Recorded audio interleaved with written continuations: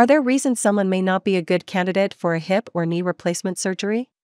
If patients are what we call morbidly obese, we've learned that operating on them is probably not the best idea. So we have colleagues that work in our bariatric weight loss clinic who help the patients lose weight. Patients often think that surgery is going to be offered to them, and surgery is usually the last resort.